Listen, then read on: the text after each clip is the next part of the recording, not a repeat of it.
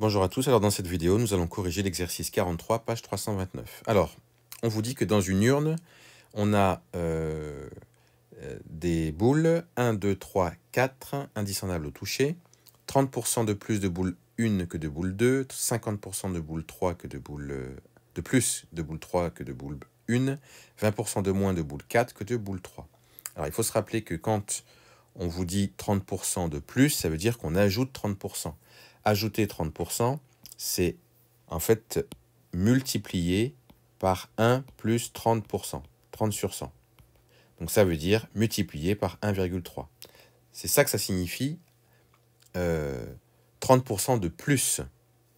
Si je dis 50% de plus, cette fois-ci, c'est comme si je multipliais par 1 plus 50 sur 100. Donc, je multipliais par 1,50. Et si par contre je dis que je prends que j'ai 20% de moins, ça veut dire que je multiplie toujours par 1 moins 20 sur 100. C'est-à-dire que c'est comme si je multipliais par 0,80. Donc ça, il faut bien garder ça en tête quand on va maintenant corriger cet exercice. Alors tout d'abord, je décide que je détermine une inconnue, x, et on va dire que x, c'est le nombre de boules 2. Je sais qu'il y a 30% de plus de boule 1 que de boule 2. Donc comme c'est 30% de plus, c'est mon x, pour trouver le nombre de boules 1, je le multiplie par 1,30. 1 plus 30 sur 100. 30% de plus. Ensuite, ce que je fais, c'est que ce résultat-là, pour trouver les boules 3, parce que je cherche les boules 3 maintenant, je sais qu'il y en a 50% de plus que les boules 1. Donc en fait, ce résultat-là, je le multiplie par 1,50, c'est-à-dire 1 plus 50%, puisqu'il y a 50% de plus. Ça me donne donc ceci.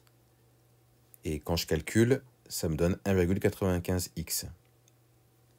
Et puis ensuite, pour trouver le nombre de boules 4, je peux dire que comme il y a 20% de moins de boules 4 que de boules 3, c'est comme si je faisais le nombre qui est ici, c'est-à-dire 1,95x, multiplié par 1 moins 20 sur 100, c'est-à-dire multiplié par 0,80. Donc je multiplie 0,80 par tout ça, donc par ça. Et ça me donne 1,56x. J'ai donc mon nombre de boules, 1, 2, 3, 4, en fonction de x, qui est ici. Je peux donc dire maintenant que le nombre de boules total, ça correspond à ça, plus ça, plus ça, plus ça. C'est ce qu'il y a ici. Et ça me donne 5,81 nix.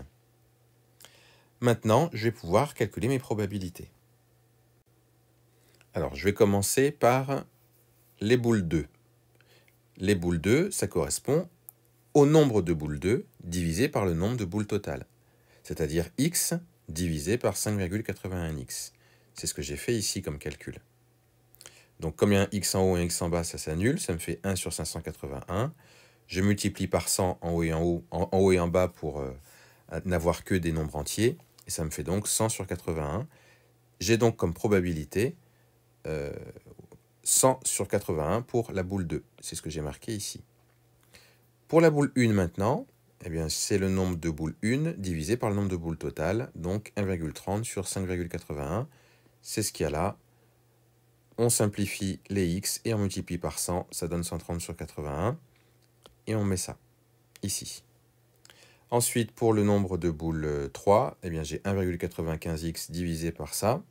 Pareil, ça me donne 195 sur 581. On simplifie les x, on multiplie par 100.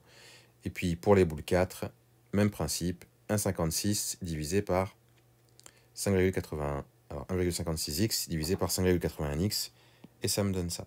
Et donc le tableau là, ça me donne donc la loi de probabilité de cette variable aléatoire.